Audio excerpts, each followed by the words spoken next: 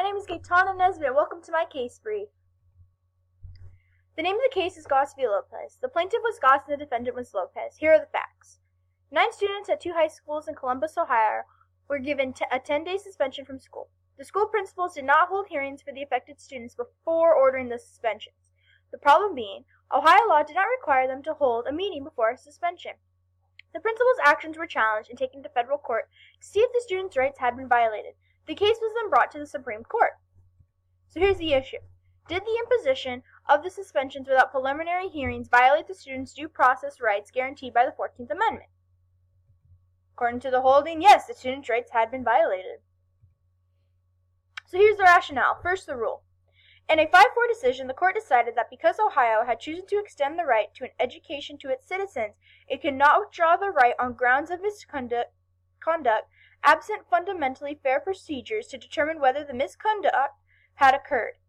Meaning, Ohio was constrained to recognize the students' entitlements to an education as protected by the Due Process Clause that could not be taken away without minimum procedures like a hearing before the suspensions required by the clause. The court found that students facing suspension should be at a minimum given notice and afforded some kind of hearing before the suspension occurs. Next is the application part. Students facing temporary suspensions have interests qualifying for protection of the Due Process Clause, and due process requires that the student be given oral or written notice of the charges against them.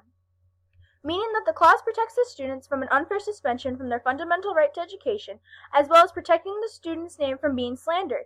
The clause and ruling of this case protects students from damage of honor, reputation, integrity, and right to an education.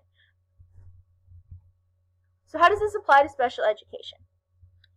This applies into special education as the base of why a hearing must occur to see whether or not a student in special education will be suspended, depending upon if the action was the student's fault, their disability's fault, or the people in charge of creating a least restricted environment's fault.